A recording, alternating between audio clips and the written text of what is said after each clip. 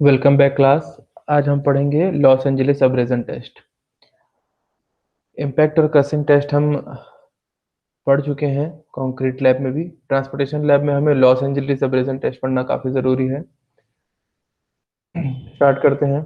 कुछ इंट्रोडक्शन का पार्ट्स पढ़ते हैं कि क्यों हमें लॉस एंजलिस की ज़रूरत है, अब्रेजन निकालने की क्या ज़रूरत है। तो यहाँ पे लिखा हुआ है, due to the movement of traffic the road stones are used in the surfacing course of the pavement are subjected to wearing action at the top surface. क्या कह रहा है कि डिफरेंट काइंड ऑफ जो व्हीकल्स हैं वो हमारे road पर मूव करते हैं, और उनके टायर और जो रोड का सबसे टॉप सरफेस है यानी जो सरफेस कोर्स है, उनके बीच जो है कंटिन्यूअसली फ्रिक्शन जनरेट होता रहता है। और इस फ्रिक्शन की वजह से क्या है, टायर भी घिसता है और साथ ही साथ रोड भी घिसता है। तो अगर जो रोड का हमारा पार्ट है, यानी रोड का जो मेजरली पार्ट है जो इस फ्रिक्शन को रोकता है, वो क्या चीज़ है, वो है एग्रीगेट। तो अगर एग्रीगेट की हार्डनेस वैल्यू टायर की हार्डनेस वैल्यू से कम हुई तो क्या घिसने लगेगा, रोड घिसने लगेगा। जैसे कि अगर मैं एग्जांपल लूँ कि अगर मैं चॉक और डस्टर से बात करूँ, तो अगर हम चॉक से डस्टर पे पढ़ा रहे हैं, चॉक से डस्टर पर लिख रहे हैं, तो इन दोनों में से किसकी हार्डनेस वैल्यू ज़्यादा है? बोर्ड की जो आपकी हार्डनेस वैल्यू है वो ज़्यादा है, और चॉक की हार्डनेस वैल्यू वो कम है, इसीलिए चॉक घिस रहा है, वो बोर्ड नहीं घिस रहा है। इसी तरह से जो अगर दो किसी भी दो मटेरियल के बीच में फ्रिक्शन होता है, तो जिस भी मटेरियल की हार्डनेस वैल्यू कम होगी, वो दूसरे वाले पार्टिकल पे घिसेगा या स्क्रैचिंग क्रिएट करेगा। तो जब भी हम रोड बना रहे हैं, रोड बनाते वक्त जब हमारे मेजरली जो सरफेस कोर्स की बात करें, तो सरफेस कोर्स में हमारा सरफेस कोर्स किस चीज़ से बना होता है?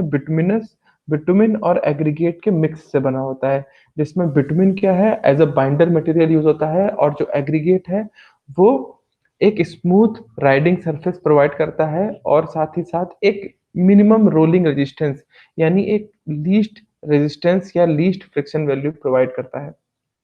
और साथ ही साथ उसके साथ उसका क्या ऑप्शन है कि वो कम से कम रोड पे हैवी ट्रैफिक या नॉर्मल ट्रैफिक होने की वजह से कम घिसे।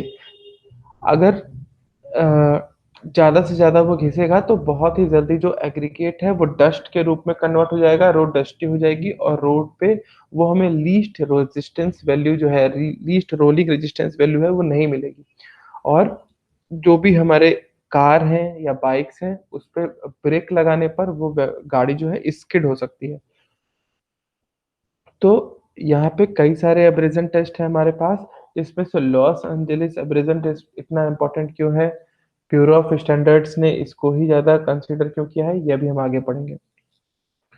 तो यहाँ पे लिखा हुआ है, Los Angeles abrasion test can be executed to the test the hardness property of the aggregate. जैसा कि मैंने बताया, हार्डनेस प्रॉपर्टी एग्रीगेट की निकालता है। हार्डनेस की बात करें तो हार्डनेस क्या होता है? The ability of material to screed the to the ability of material to resist the scratches on the surface is known as the hardness. अगर किसी भी मटेरियल में वो जो उसके अपने सरफेस पे सरफेस स्क्रैचेस को रेजिस्ट कर रहा है, वो जो प्रॉपर्टी है किसी भी मटेरियल की, वो क्या कहलाती है? हार्डनेस कहलाती है। तो लॉस एंजेलिस अब्रेजन, अब्रेजन का मतलब क्या होता है? घिसना। ठीक है, रगड़ करना, घिसना। तो Los Angeles abrasion test can be executed to the test the hardness property of aggregate and to decide whether they are suitable either for concrete road construction or a pavement construction। तो उसकी हर aggregate की अपनी एक range होगी। उस range के हिसाब से जहाँ पर जैसी हम रोड बना रहे हैं, हैवी ट्रैफिक है, मीडियम ट्रैफिक है, लो ट्रैफिक है, यहाँ पे हम बेसिकली ट्रांसपोर्टेशन की लैब पढ़ रहे हैं, इसलिए रोड के बारे में ही ज़्यादा डिस्कस करेंगे। तो उस हिसाब से हम डिसाइड करेंगे कि मिनिमम जो वैल्यू है हमारे अब्रेजन की, कम से कम वो उस पे सूटेबल है या नहीं है, यानी उसमें एडिकेट हार्डनेस जो हमें चाहिए उस साइट पर, उतनी हमें हार्डनेस उस एग्रीगेट से मिल रही है या नहीं मिल रही है। The road stone should be hard enough to resist the abrasion due to the traffic. अगर रोड जो भी हम स्टोन्स यूज करेंगे रोड पे, वो कम से कम उसमें इतनी हार्डनेस हो ताकि वो ट्रैफिक से होने वाले, ड्यू टू द ट्रैफिक की वजह से जो अब्रेजन हो रहा है, वो उसको रेजिस्ट कर सके। अब्रेज़न कहने का मतलब जब भी टायर रोड के ऊपर रोल कर रहा है, तो वो जो टायर है, वो एग्रीगेट को भी घिसने की कोशिश करेगा और अगर हमारे एग्रीगेट में प्रॉपर हार्डनेस नहीं होगी, तो वो साथ ही साथ क्या है, वो एग्रीगेट के जो है एब्रेज़न बहुत जल्दी-जल्दी होने लगेगा, जिसकी वजह से रोड हमारी बहुत ही जल्दी डस्टी हो जाएगी और पूरी स्मूथ हो जाएगी, जिसकी वजह से हमें मिनिमम से मिनिमम स्किड वैल्यू जो हमें चाहिए, वो नहीं मिलेगा। और जब भी हम ब्रेक अप्लाई करेंगे, तो ब्रेक अप्लाई करने पे क्या होता है, ड्यू टू द फ्रिक्शन की वजह से ही हमारी कार या बाइक में ब्रेक लगता है। जब भी हम ब्रेक अप्लाई करते हैं, तो रोड और टायर के बीच होने वाले फ्रिक्शन की वैल्यू जो है, वो क्रिएट करती है कि हमारी इस जो गाड़ी है, वो कितनी जल्दी रुक जाए। अगर वो हमें मिनिमम फ्रिक्शन वैल्यू नहीं मिलेगी, तो हमारी कार या हमारी बाइक क्या है, स्किड कर जाएगी। जैसा कि अगर आपने देखा होगा कि अगर रोड सरफेस पे कोई ऑयल या सैंड गिरा हो या फिर आपके टायर बिल्कुल घिसे हुए हों, जब आप ब्रेक अप्लाई करेंगे तो उसको मिनिमम रेजिस्टेंस यानी मिनिमम फ्रिक्शन वैल्यू नहीं मिलती है, इसीलिए वो बाइक जो है या फिर वो कार वहाँ पे ब्रेक लगाने पर स्किड करती है। स्किड का एक और भी कॉन्सेप्ट है, उसको हम आगे पढ़ेंगे। लेकिन अभी हम बात करते हैं कि हार्डनेस, तो इसका बस बेसिकली अगर हम बात करें तो हमारा अब्रेज़न टेस्ट का मेन एम क्या है? तो अब्रेज़न टेस्ट का मेन एम क्या है कि एग्रीगेट्स का रेजिस्टेंस पता होता है कि वो कितना हार्डनेस शो कर रहा है या कितना अपना वियर यानी घिसने को कितना रेजिस्टेंस कर रहा है या फिर सीधे-सीधे अगर वन वर्ड्स की बात करें तो एग्रीगेट की हार्डनेस हम निकाल सकते हैं किससे? अब्रेज़न टेस्ट से। यहाँ लिखा हुआ है tyre rubbing against the surface course of the road course cause considerable abrasion. यहाँ पे हम हर जगह सरफेस कोर्स की बात कर रहे हैं, इससे हमें ये पता लग रहा है क्योंकि देखो रोड जो है जो टायर कांटेक्ट में आएगा वो तो सरफेस कोर्स के ही आएगा, इसीलिए हमारा जो सरफेस कोर्स है यानी रोड का जो सबसे अपर लेयर है उसमें जो भी एग्रीगेट यूज कर रहे हैं उसमें जो है रेजिस्टेंस जो है सबसे ज़्यादा होनी चाहिए वियर के लिए, यानी उसमें सबसे ज़्यादा से ज़्यादा हमें हार्डनेस वैल्यू होनी चाहिए। जैसे कि हमारे यहाँ पे 2 तरह के एग्रीगेट्स दिखाए गए हैं इस पीपीटी में। पहला यहाँ पे ये दिख रहा है, ये है आपके टूटे हुए ब्रिक्स यानी जो ग्रैन्युलर ब्रिक पार्टिकल है और यहाँ पे नॉर्मल ये बलास्ट यानी ये एग्रीगेट्स हैं। तो आपने देखा होगा कि ये कभी हम यूज़ नहीं करते, ज़्यादातर हम यही यूज़ करते हैं। क्यों हम ये यूज़ नहीं करते? आखिर ये भी एक तरह का एग्रीगेट ही है, लेकिन ये पता है आपको कि ब्रिक जो है अगर ब्रिक को तोड़-तोड़ करके हम छोटे-छोटे एग्रीगेट के रूप में कन्वर्ट करें, तो इसमें उतनी हार्डनेस वैल्यू नहीं होगी। इसमें हार्डनेस वैल्यू नहीं होगी और अगर इससे रोड बनाई जाए, तो टायर के कॉन्टैक्ट में आने पर या टायर जब भी इसके ऊपर रोलिंग हो रहा है, तो धीरे-धीरे ये डस्ट में कन्वर्ट होने लगेगा। क्यों? क्योंकि इसमें हार्डनेस वैल्यू बहुत ही कम है। तो ये वियर को रेज़िस्ट कम से कम करेगा। तो रोड पे पहले क्या है बहुत ज़्यादा डस्ट क्रिएट होगी और जो भी हम एग्रीगेट हमने बिटुमिन के साथ सरफेस कोर्स में लगाया है तो धीरे-धीरे वो घिस करके धूल बन करके कन्वर्ट हो जाएगी और रोड पे सिर्फ़ क्या बचेगी बिटुमिन बिटुमिन। जिससे क्या होगा रोड में एक जो मिनिमम रोलिंग रेजिस्टेंस हमको रिक्वायर्ड है वो नहीं मिलेगा और रोड पर स्किड जो है क्रिएट होने लगेगा। तो इसीलिए हमें ऐसे एग्रीगेट को यूज़ करना चाहिए जिसमें एक हमें maximum to maximum hardness value या मिल सके यानी वो एग्रीगेट जो है वो सफिशिएंट हार्ड हो। हार्डनेस की डेफिनिशन मैंने क्या बताई थी? The ability of material to resist the scratches on the surface, ठीक है? That is the hardness. अब हम बात करते हैं कि कौन-कौन से मेथड है हमारे पास एब्रेज़न टेस्ट करने के लिए। तो बेसिकली 3 मेथड से एब्रेज़न टेस्ट किया जा सकता है। पहला है लॉस एंजेलिस एब्रेज़न टेस्ट, दूसरा है डेवल एब्रेज़न टेस्ट और तीसरा है डोरी एब्रेज़न टेस्ट। जिनमें से लॉस एंजेलिस एब्रेज़न टेस्ट जो है वो सबसे ज़्यादा कॉमनली एडॉप्टेड टेस्ट है, सबसे ज़्यादा जो हम यूज़ करते हैं। क्यों यूज़ करते हैं? क्योंकि ये standardised by the ASTM, AASHTO and BIS Bureau of Standard. Los Angeles abrasion test जो है वो तो आपका American Society of Testing Materials यानी एएसटीएम और American Association of State Highway and Transport Official यानी आस्थो और ब्यूरो ऑफ इंडियन स्टैंडर्ड्स के द्वारा जो है ये स्टैंडर्डाइज किया गया है लॉस एंजेलिस। जबकि अगर हम बात करें तो डेवल अब्रेजन टेस्ट के जो बीआईएस वो रिकमेंड करता है कि डेवल अब्रेजन टेस्ट के नहीं हमें करना चाहिए, डबल अब्रेजन टेस्ट के बजाय हमें लॉस एंजलिस ही प्रेफर करना चाहिए। और लॉस एंजलिस अब्रेजन टेस्ट में जो एक्सेप्टेबल लिमिट होती है कि कितने परसेंटेज या कितने रेंज तक जो हमारा रिजल्ट आएगा वो एक्सेप्टेबल है या नहीं एक्सेप्टेबल है, तो वो एक्सेप्टेबल लिमिट जो है वो आईआरसी यानी इंडियन रोड कांग्रेस और जो मोर्थ है वो बताती है। मोर्थ क्या होता है? Ministry of road transport and highway. किसका है? गवर्नमेंट ऑफ इंडिया का अपना। उसके हिसाब से डिफरेंट डिफरेंट जो रोड्स बने हैं और उनके टेस्टेस के हिसाब से, उनके एक्सपीरियंसेस के हिसाब से ये एक्सेप्टेबल लिमिट डिसाइड करती है कि लॉस एंजलिस अब्रेजन टेस्ट से जो हमारा रिजल्ट आने वाला है वो कितने रेंज तक कहाँ पर सुटेबल होगा। अगर हम बात करते हैं डॉरी अब्रेजन टेस्ट की, अगर हम बात करते हैं डॉरी एब्रेजन टेस्ट की, तो डॉरी एब्रेजन टेस्ट जो है वो आपका ब्रिटिश स्टैंडर्ड स्पेसिफाइड करता है, लेकिन ये बीआईएस के द्वारा स्पेसिफाइड नहीं है। बीआईएस इसे स्पेसिफाइड नहीं करता है, किसको? डॉरी एब्रेजन टेस्ट को। तो यहाँ पे हमें basically Los Angeles abrasion test ही पढ़ना है।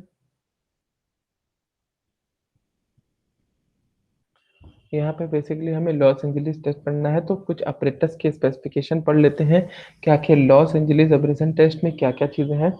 इसको स्टार्ट करने से पहले हम समझ लेते हैं कि लॉस एंजलिस अब्रेजन टेस्ट जो है हम क्यों यूज़ कर रहे हैं।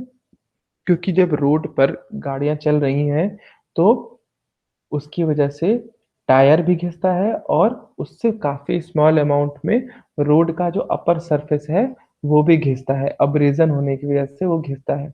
और अगर उस पे जो रोड में हम एग्रीगेट्स यूज़ कर रहे हैं, अगर उस एग्रीगेट में प्रॉपर हार्डनेस नहीं होगी, तो वो एग्रीगेट भी बहुत ही जल्दी डस्ट, क्योंकि ड्यू टू द अब्रेजन वो डस्ट में कन्वर्ट हो जाएँगे और हमें जो मिनिमम रोलिंग रेजिस्टेंस है, वो नहीं मिलेगा। इसलिए हमें चाहिए कि हमें एक मिनिमम टू मिनिमम हार्डनेस जितनी हमें रिक्वायरमेंट है, वो हमें उस एग्रीगेट से चाहिए। तो उसके लिए हम कौन-सा टेस्ट करते हैं? हम लॉस एंजेलिस अब्रेजन टेस्ट करते हैं। बाकी डॉरी अब्रेजन और डेवल अब्रेजन से ही ज़्यादा बेटर क्यों है? क्योंकि इसको एएसटीएम और ब्यूरो ऑफ इंडियन स्टैंडर्ड और बाकी आस्थो जो है वो स्टैंडर्डाइज़ करता है। ठीक? अब हम आगे स्टार्ट करते हैं कि आखिर जो हमारा लॉस एंजेलिस अब्रेजन टेस्ट है, उसके ऑपरेटर्स की क्या डिफरेंट डिफरेंट स्पेसिफिकेशंस हैं। तो जो लॉस एंजेलिस अब्रेजन टेस्ट है, वो एक हॉलो स्टील का सिलेंडर है। इसके पहले हम फिगर देख लेते हैं, फिगर देखने के बाद इस पर आएँगे। तो ये इस तरह का कुछ एक दिखता है। एक हॉलो सिलेंडर होता है। इस हॉलो सिलेंडर के अंदर ओपनिंग एग्रीगेट्स अंदर डालने के लिए एक कैप बना होगा, बोल्टेड कैप्स होगा और यहाँ पर मोटर अटैच होगा किसी भी तरह का, जिससे ये एक फिक्स रोटेशन 30 से 33 यानी 30 टू 33 रिवॉल्यूशन पर मिनट के हिसाब से इसको इसको फिक्स कर दी गई है, इसकी स्पीड। और नंबर ऑफ टर्न्स जो हैं, कितनी बार इसको रिवॉल्यूट करना है, कितने बार घुमाना है, वो डिसाइड होता है कि किस तरह के एग्रीगेट पर हम टेस्ट कर रहे हैं। तो कुछ इस तरह का दिखता है। रियल इमेज को देख लेते हैं। ये लैब की ली हुई रियल इमेज है। इस तरह का एक हॉलो ड्रम सा दिखता है जो दोनों तरफ से बंद रहता है और यहाँ पे 4 बोल्टेड से एक कैप लगा होता है, डस्ट फ्री कैप होता है, जिससे इसको खोल करके हटा देते हैं। और अगर हमें जिस भी एग्रीगेट सैंपल की टेस्टिंग करनी है, इस हॉलो ड्रम के अंदर एग्रीगेट डाल देते हैं। और एग्रीगेट के साथ-साथ हमें क्या डालना होता है? अब्रेजन चार्जर्स या फिर स्टील बॉल्स। और उसके बाद वापस से ये कैप बंद कर देंगे और जितने भी नंबर ऑफ रिवॉल्यूशन हमें इसको घुमाना है, हम इसको सेट करके मोटर को ऑन कर देंगे, तो वो इतने नंबर ऑफ रिवॉल्यूशन घूम जाएगा। तो अब यहाँ बात करते हैं कुछ स्पेसिफिकेशन की, कि जो ये हॉलो स्टील सिलेंडर होता है, इनसाइड से उसका डायामीटर, ठीक है, 700 एमएम का डाया होगा और जो इसकी लेंथ होगी वो होगी 500 एमएम की। यहाँ फिगर में दिख रहा है, ये इसकी बात कर रहा है। यहाँ से यहाँ तक जो है, इसका जो इनसाइड का मतलब जो मेटल की जो प्लेट है उसके अंदर से जो डाया लिया गया है, इनसाइड का डाया कितना है? 700 एमएम का डाया है। और यहाँ से यहाँ तक की जो इसकी लंबाई है, ये देखिए लिखा हुआ है, ये 500 एमएम की इसकी लंबाई है, जो हमारे पास सिलेंडर है और बाकी दोनों तरफ से ये बंद है। इसमें ही लिखा हुआ है 88 एमएम जो है रिमूवेबल स्टील सेल्फ लगा होता है, जो कि किसी एक डिस्टेंस पर फिक्स होता है 1250 एमएम फ्रॉम द ओपनिंग। ठीक है, इसके बारे में भी हम बात करेंगे आखिर ये क्यों दिया होता है और इसका डायमेंशन फिगर में दिखाएँगे। इसके आगे भी पढ़ लेते हैं कि machine is rotated at the 30 to 33 revolution per minute. मैंने बताया कि उसकी स्पीड जो है डिफरेंट डिफरेंट ब्यूरो स्टैंडर्ड्स के हिसाब से स्टैंडर्डाइज़ करी गई है कि वो 30 से 33 रिवॉल्यूशन पर मिनट के हिसाब से ही वो जो ड्रम है हमारा हॉलो सिलेंडर है, वो घूमे। ठीक है? और कास्ट आयरन के अब्रेज़न चार्जर्स जो स्टील के बॉल्स होते हैं, उन्हीं को अब्रेज़न चार्जर्स बोलते हैं। कास्ट आयरन के बने होते हैं और उनका डाया कितना होता है 48 एमएम 48 एमएम का डाया होता है और लगभग 390 से 450 400 445 ग्राम का इसका वेट होता है। लगभग आधे किलो से थोड़ा-सा कम इसका वेट होता है। और इसमें कौन-सी चीज़ होती है, याद रखने वाली चीज़ है 1.7 एमएम का सीव इसमें यूज़ होता है। इसके पहले आपने इम्पैक्ट और क्रशिंग दोनों पढ़ा होगा, लेकिन वहाँ पे आपने याद होगा कि इम्पैक्ट और क्रशिंग में कौन-सा सीव यूज़ होता है, 2.36 एमएम का सीव यूज़ होता है। लेकिन लॉस एंजेलिस में 1.7 एमएम का यूज़ होता है।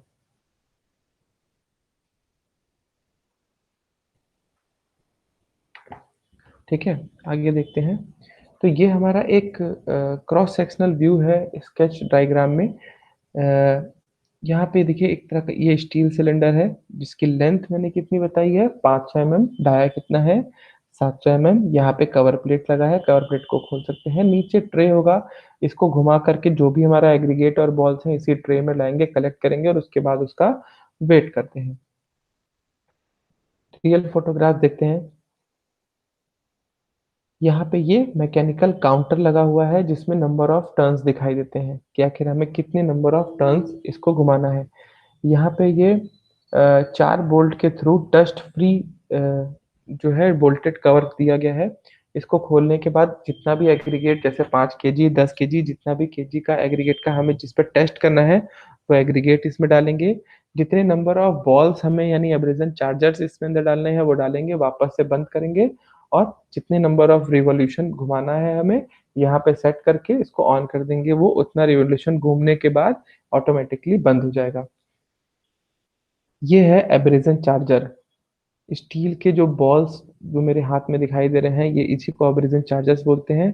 यहाँ पे ये वेट आपको दिखाई दे रहा होगा, वेट करा गया है 440 ग्राम का वेट है इसका, ठीक है? और इसका डाया मैंने कितना बताया था 48 एमएम 48 एमएम का डाया जो है, इसका जनरली होता है। किसके बने होते हैं? कास्ट आयरन के बने होते हैं। पूरा ये डेंस है, हॉलो नहीं है, पूरा डेंस स्टील बॉल है।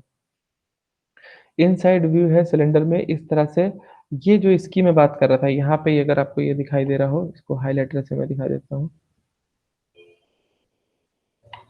ये जो चीज़ है, यहाँ पे ये जो चीज़ दिखाई दे रही है, मैं इसी की बात कर रहा था। ये होता है सेल्फ, जिसका ऊँचाई कितनी बताई थी मैंने 88 एमएम की। यहाँ पे देखिए नंबर 12 बॉल डले होंगे। जनरली 12 बॉल ही यूज़ करते हैं। बहुत ही रेयरली कुछ ही कंडीशन में जो है कम बॉल यूज़ करते हैं। उसका भी एक स्पेसिफिकेशन चार्ट है जिसके बारे में हम आगे बात करेंगे। तो जनरली यहाँ पे आप देखिए 1, 2, 3, 4, 5, 6, 7, 8, 9, 10, 11, 12 12 बॉल्स हैं यहाँ, यानी कि ये 12 अब्रीजन चार्जर्स हैं। तो आखिर ये शेल्फ क्यों बना हुआ है?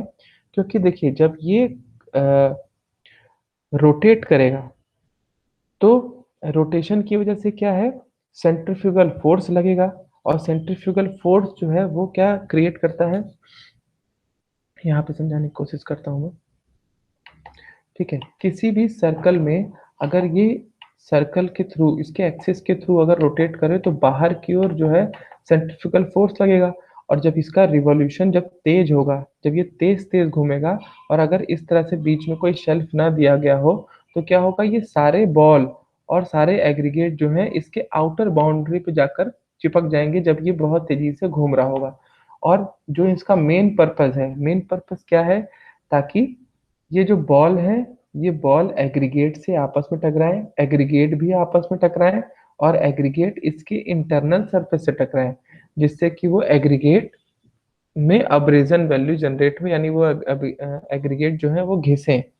तो अगर ये बॉल और एग्रीगेट बिल्कुल यहाँ पे इसकी बाउंड्री पे से चिपक गए सेंट्रीफ्यूगल फ़ोर्स की वजह से तो वो ना आपस में टकराएँगे, ना वो बॉल से टकराएँगे, तो जो हमारा मेन पर्पज़ है वो कंप्लीट नहीं होगा। लेकिन अगर हमने बीच में यहाँ पे एक छोटा-सा सेल्फ क्रिएट कर दिए, तो क्या होगा कि ये बॉल भले ही यहाँ तक ही चिपक कर के आएँ इससे सेंट्रीफ्यूगल फ़ोर्स की वजह से, लेकिन जब ये ऊपर आएँगे, तो ड्यू टू द ग्रेविटी ये वापस नीचे गिर जाएँगे और फिर यहाँ से ये आपस में टकराना शुरू होंगे, तो हमारा ये पर्पस पूरा हो जाएगा।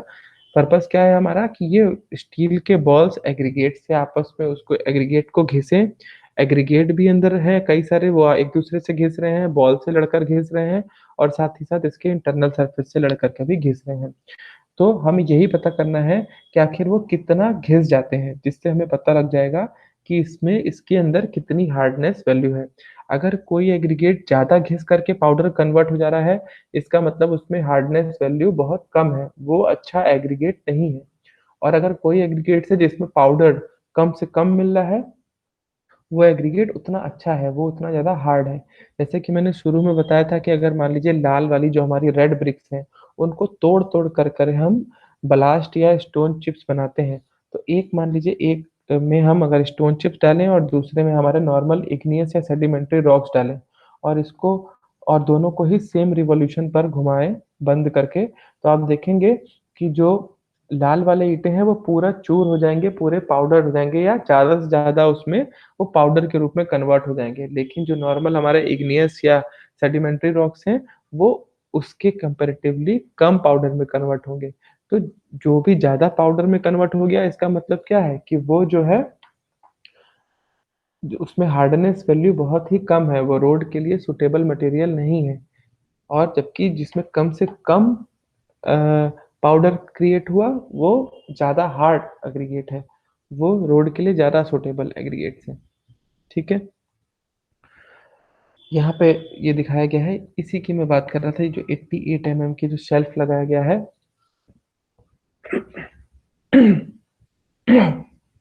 और यहाँ से यहाँ सरकमफेरेंस डिफरेंस जो है, ये 1250 है। अगर मैं बात करूँ कि इसका टोटल सरकमफेरेंस कितना है, तो आप निकाल सकते हैं। आपके पास डायामीटर है, डायामीटर कितना है 700 एमएम, यानी रेडियस की बात करें तो रेडियस कितना हो गया 350 एमएम। अगर सरकमफेरेंस की बात करें तो 2 पाई आर से हम निकाल लेंगे, तो ये कवर प्लेट से इसके जो सेल्फ की डिस्टेंस होती है, सरकमफेरेंशियल डिस्टेंस, वो 1250 एमएम की होती है। इस फिगर में हमारा काउंटर दिखाई दे रहा है, यहाँ पे हम इसको 000 सेट कर देंगे और उसके बाद अ, जितने भी नंबर ऑफ टर्न्स हैं वो इसमें दिखाई देंगे। अगर हमको इसमें 500 टर्न्स के लिए चाहिए या 500 रिवॉल्यूशन के लिए चाहिए, तो इसमें 500 को और रिवॉल्यूशन को सेट कर करके हम वो मोटर को ऑन करके छोड़ देंगे, तो ऑटोमेटिकली 500 रिवॉल्यूशन के बाद ये घूमना बंद हो जाएगा और हम जाके उसमें से अपना सैंपल निकाल लेंगे। तो प्रोसीजर क्या है? प्रोसीजर सबसे पहले क्या करते हैं, ये वही चीज़ लिखी हुई है कि एवरेजिंग च तो सबसे पहले क्या करेंगे, हम एग्रीगेट लेंगे और एग्रीगेट लेने के बाद उसको क्लीन करके हम ओवन में ड्राई करेंगे, 105 से 110 डिग्री सेल्सियस पे ड्राई कर देंगे। ठीक है? कितना एग्रीगेट लेंगे, कितना केजी एग्रीगेट लेंगे, इसकी अभी हम बात करेंगे आगे स्पेसिफिकेशन से। तो जैसे भी हमारे किसी भी साइट पर जो एग्रीगेट गिरा हुआ है, हमको पता होगा कि वो किस ग्रेडिंग का एग्रीगेट गिरा हुआ है। जनरली जो एग्रीगेट होते हैं वो ए से लेके जी एग्रीगेट तक होता है। ए, बी, सी, डी, ई, एफ, जी, ये 6 ग्रेडिंग के एग्रीगेट्स होते हैं। तो हमारे साइट पर जिस भी तरह का एग्रीगेट आया, उस हिसाब से हम अपने स्पेसिफिकेशन चार्ट के हिसाब से उतना केजी का सैंपल निकाल लेंगे कहीं से और उसको क्या करेंगे, हम उसको क्लीन करने के बाद उसको ओवन ड्राई कर देंगे, ताकि उसके अंदर जो मॉइस्चर है, जो भी मॉइस्चर हो वो हट जाए। और उसको उतना केजी का सैंपल जो है, हम अपने लॉस एंजेलिस वाले हॉलो सिलेंडर के अंदर डाल देंगे और फिर उसमें डाल देंगे अब्रेजन चार्जर्स यानी स्टील बॉल्स। कितने नंबर ऑफ स्टील बॉल डालेंगे वो भी अभी हम आगे चार्ट से देखेंगे। उसके बाद हम अपने डस्ट टाइट जो कवर प्लेट है उसको बोल्टेड से बंद कर देंगे और बंद करने के बाद रिवॉल्यूशन ऑन कर देंगे। तो यहाँ पे ये देखिए लिखा हुआ है कि अगर ग्रेडिंग ए, बी, सी, डी का एग्रीगेट है, तो हमें सैंपल कितना लेना है 5 केजी और रिवॉल्यूशन कितना होना चाहिए 500 रिवॉल्यूशन। लेकिन अगर ग्रेडिंग ई, एफ, जी का हो हमारे पास एग्रीगेट, तो उसमें हम कितना सैंपल लेते हैं 10 किलो, 10 केजी, और उसका रिवॉल्यूशन कितना होना चाहिए 1000 रिवॉल्यूशन होना चाहिए। ठीक है? अब बात करते हैं इसके पहले स्पेसिफिकेशन की, कि क्या है स्पेसिफिकेशन। जैसे मान लो अगर आपके पास ए ग्रेड का एग्रीगेट है, यहाँ पे ए ग्रेड दिया हुआ है, ए ग्रेड का एग्रीगेट है, ठीक है? तो हमें सैंपल कैसे लेना है? सैंपल हमें लेना है 40 mm सीव से रिटेनिंग सॉरी 40 सीप से पासिंग और 25 सीप पे रिटेनिंग वाले सैंपल, मतलब हम ये सारे सीप सैंपल्स ले लेंगे। 40 25 20 12.5 10 ये सीप हम ले लेंगे और हम एग्रीगेट को इसमें सबसे पास कराएंगे। तो जो अ, सीप शेकर में जो एग्रीगेट 40 को पास कर जाएंगे और 25 पर रिटेन करेंगे, उनमें से एग्रीगेट ले लेंगे 1250 ग्राम, जो 25 से पास कर जाएंगे और 20 पर रिटेन कर जाएंगे, उनमें से ले लेंगे 1250 ग्राम। इसी तरह से करते करते ये देखिए 1250 ग्राम करते करते टोटल 5 किलो का एग्रीगेट होगा, हमारा सैंपल तैयार हो जाएगा। और 5 किलो का एग्रीगेट जो है 5 केजी टोटल एग्रीगेट हम उस हॉलो सिलेंडर के अंदर डाल देंगे। और नंबर ऑफ स्पेयर्स कितने रखने हैं हमें इसमें? 12। तो 12 एब्रेजन चार्जेस डाल करके वो सिलेंडर को बंद कर देंगे कार्बोरेट को। और 500 revolution in A B C D के लिए तो मैंने बता दिया था कि रिवॉल्यूशन तो 500 ही होगा, और ई एफ जी के लिए कितना है? 1000 रिवॉल्यूशन। तो जो भी अब आपके साइट पर जैसे भी ग्रेडिंग का एग्रीगेट आया, अब उसके लिए टेस्ट कर सकते हैं। जैसे सपोज करिए आपके साइट पर आपको बुलाया गया कि एफ ग्रेड का एग्रीगेट है और उस पर आपको लॉस एंजलिस टेस्ट यानी अब्रेजन टेस्ट करना है। तो आपको क्या करना है? सैंपल उठाना है और सीविंग करनी है। तो इस बार जो है 50 की सीप से पास और 40 की सीप पे रिटेनिंग जो एग्रीगेट है वो लेना है 5 किलो। और 40 से पास और 25 पे रिटेनिंग जो एग्रीगेट है वो लेना है 5 किलो, नहीं टोटल 10 केजी एग्रीगेट लेना है। और नंबर ऑफ स्फेयर कितने डालने हैं? 12। और रिवॉल्यूशन कितना होगा? 1000। तो करते क्या है, पहले शुरू में जो हमने सैंपल लिया सपोज के लिए W1 kg, ये मैंने कई बार बता चुका हूँ कि चाहे इम्पैक्ट टेस्ट हो, चाहे क्रसिंग टेस्ट हो, चाहे लॉस एंजलिस टेस्ट हो, ये एक कीवर्ड याद रखना है, पाउडर अपॉन टोटल। बस इससे हमें निकालना है।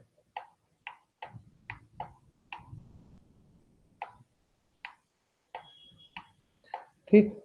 तो इसमें हमें क्या करना है, जो मान लीजिए इसमें 500 रिवॉल्यूशन हो गया, 500 टर्न घुमाने के बाद नीचे ट्रे रखा हुआ था वहां पे, उस ट्रे में पूरे एग्रीगेट्स पाउडर के साथ और वो बॉल्स एक साथ निकल जाएंगे। बॉल को निकाल करके अलग रख देना है हमें। और उसके बाद सारे एग्रीगेट को क्या करना है? 1.7 की सीव से छानना है। शुरू में मैंने बताया था ना कि 1.7 की सीव यूज हो रही है, तो 1.7 की सीव से छान देना है। तो जब हम 1.7 की सीव से छानेंगे तो हमें क्या बचेगा? नीचे सिर्फ पाउडर पाउडर बच जाएगा। तो वो पाउडर का वेट ले लेंगे और जो उसके अलावा जो शुरू में हमने टोटल वेट लिया था, इससे हमें निकल जाएगा कि आखिर टोटल कितना परसेंटेज है अब्रेजन का। जैसे सपोज करिए आपने 5 केजी एग्रीगेट लिया शुरू में, और अगर पाउडर का वेट 500 ग्राम आ गया, तो हमारा अब लॉस एंजलिस वैल्यू या एब्रेजन वैल्यू कितनी हो गई? 10%। ठीक। इससे हमें एक बात समझ में आ रही है, अगर हमारे लॉस एंजलिस की वैल्यू ये ज्यादा है, तो ये क्या बता रहा है कि एग्रीगेट उतना ज्यादा खराब है। क्यों? क्योंकि अगर ये वैल्यू ज़्यादा है मतलब कि पाउडर की वैल्यू ज़्यादा है, और किसी में पाउडर की वैल्यू ज़्यादा है मतलब उसमें अच्छी हार्डनेस नहीं है, तभी तो ज़्यादा घिस रहा है। ज़्यादा से घिसने की वजह से ज़्यादा से ज़्यादा वो पाउडर कन्वर्ट हो रहा है। तो चाहे इम्पैक्ट टेस्ट हो, चाहे क्रशिंग टेस्ट हो, चाहे ये लॉस एंजेलिस अब्रेजन टेस्ट हो, अगर इनकी परसेंटेज में वैल्यू ज़्यादा आ रही है, मतलब कि वो एग्रीगेट उतने ही ज़्यादा बेकार हैं। इनकी वैल्यू जितनी कम है, अगर मैं बात करूँ 10% एक लॉस एंजेलिस की वैल्यू आ रही है और एक 20% की वैल्यू आ रही है, तो इन दोनों में से अच्छा एग्रीगेट कौन सा है? 10% वाला, यानी उसमें पाउडर हमसे कम निकला। इस फिगर की बात करते हैं, ये एक इंटरनल फिगर है। देखिए ये एग्रीगेट्स इस तरह से हैं, कुछ इस तरह से बॉल होंगे। जब ये रोटेट करेगा क्लॉकवाइज, तो ये बॉल आकर के और एग्रीगेट आपस में इस तरह से टकराएंगे। तो इस तरह से कुछ इसका इंटरनली एब्रेजन प्रोसीजर होगा। रिपीटेडली जितने नंबर ऑफ रिवॉल्यूशन है, 500 अगर है तो 500, नहीं तो 1000 है तो 1000 रिवॉल्यूशन करेगा, और वो एग्रीगेट जो है घिसेंगे आर्टिफिशियली। जो है हमें शॉर्ट टाइम में हमें ये देखना है कि आखिर एक कंपैरेटिवली एनालिसिस करके, क्योंकि अगर मान लीजिए रोड पर 10 साल में वो एग्रीगेट घिसते हैं, तो इतना लंबा तो प्रोसीजर हम नहीं ले सकते कि 10 साल तक उस रोड को ऑब्जर्वेशन रखें। तो ये एक आर्टिफिशियली सिमुलेशन टेक्निक से एक रिलेट करा गया है कि ये स्टील बॉल्स जो है एग्रीगेट से टकराएँगे, एग्रीगेट भी आपस में टकराएँगे और एग्रीगेट इस हॉलो सिलेंडर के इंटरनल सरफेस से भी रगड़ का करके घिसने की कोशिश करेंगे, जिससे हमें पता लग जाएगा कि ये एग्रीगेट ज़्यादा घिस के पाउडर बन जा रहे हैं या कम घिस रहे हैं। हमारा बेसिक मोट्टो क्या है, ये निकालना कि वो एग्रीगेट जो है कम से कम घिसें। अगर वो ज़्यादा घिस रहे हैं, ज़्यादा पाउडर बन रहे हैं, तो उसकी लॉस एंजेलिस वैल्यू ज़्यादा होगी, यानी वो एग्रीगेट बेकार है, यानी सूटेबल नहीं है। आखिर अब ये देखते हैं कि एक्सेप्टेबल लिमिट कितनी होनी चाहिए।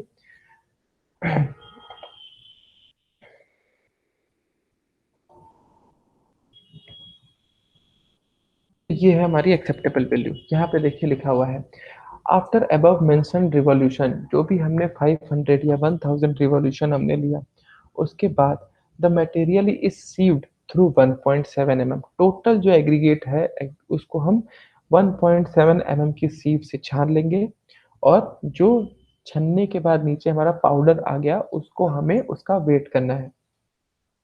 The difference between the original wait and the final wait sieved through 1.7 mm is expressed as the percentage of original weight of the sample aggregate. This value is called as a Los Angeles abrasion value.